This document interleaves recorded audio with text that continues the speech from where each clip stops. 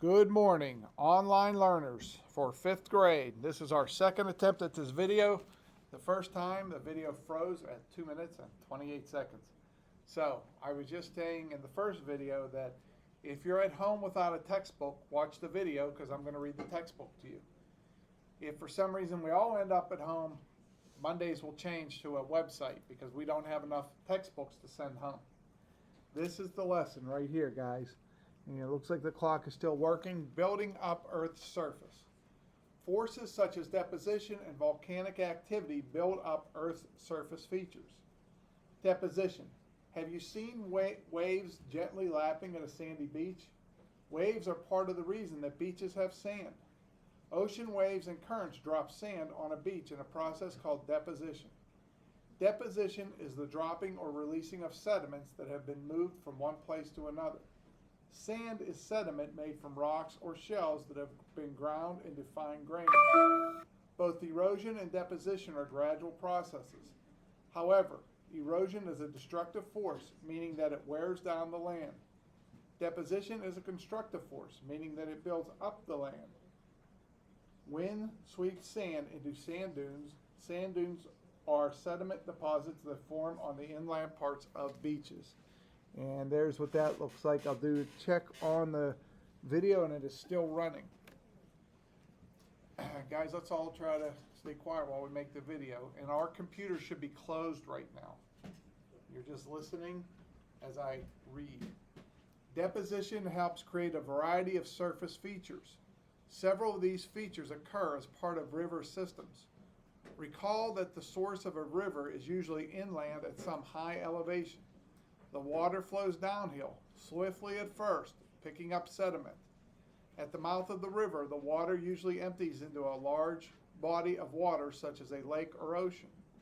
As it nears the mouth, the land gradually levels out. The leveling causes the water to lose energy and slow down. Sediment drops out of the water. Let me do a video check. And we are still running. Okay. When a river moves across wide, flat regions, the river begins to wind in smooth curves called meanders. Meanders increase in size as water erodes the outside of each curve and deposits sediments on the inside. Flooding of the rivers on lowlands also deposits sediments. This sediment builds up on the flood plains. When the flow of river water decreases quickly, special kinds of deposits are formed. An alluvial fan is a fan-shaped landmass that forms after a river rushes down a steep slope, then slows over a flat plain. A delta is a low plain that forms where the rivers enter an ocean. If the river is large, the delta will be large too. The mighty Mississippi River has a vast delta that extends well out into the Gulf of Mexico. And here's some pictures of our books. And you can see the windy river. And the top picture was the alluvial fan. Still have about 3 pages to go for our online learners. Let me do a video check. And we are still running. Pushing up Earth's surface. Surface features can be pushed up from below as well as built up from above. Not far below the Earth's surface, temperatures are quite high. In some places, the conditions are hot enough to melt rock. Melted rock below the Earth's surface is called magma. Magma originates in a layer of Earth just below the crust. Pressure below the surface can cause magma to push up on the Earth's crust, creating round, dome-shaped mountains. In some places, magma can work its way through the crust and flow onto the Earth's surface as lava. As lava flows, it cools and hardens into rock. In some places, enough lava will build up a huge deposit with gently sloping sides. Such deposits are called shield cones. Shield cones often form on the ocean floor, for example. The Hawaiian Islands are actually the tops of several giant shield cones. The base of Mauna Loa, the largest of these cones, is about 15,000 feet below the surface of the Pacific Ocean. It peaks over 14,000 feet above the ocean's floor. So that island is actually a tall mountain. Video check, and let's just see if we're still going. 2 pages left. and we are still running. A different constructive force created the Himalayan mountains. These mountains in Central Asia are among the highest on Earth. The Himalayas began forming about 65 million years ago when huge sections of the Earth's crust moved into each other. The pressure caused the crust to fold. Other features of Earth are made from the remains of living things. For example, the chalk cliffs of Dover, England, are made up of shells of tiny sea animals. These shells were deposited on the ocean floor millions of years ago. When forces below the crust raised the seafloor, the chalk deposits became chalk cliffs. Coral reefs are another type of formation produced from the remains of living things. In shallow tropical waters, tiny animals called corals gather in colonies. As corals die, their skeletons build up into a bumpy ridge called a reef. In some Pacific Ocean waters, reefs are built around volcanic islands. Sometimes an island will sink, but the coral continues to grow. This creates a barrier reef separate from the island. We'll do a video check.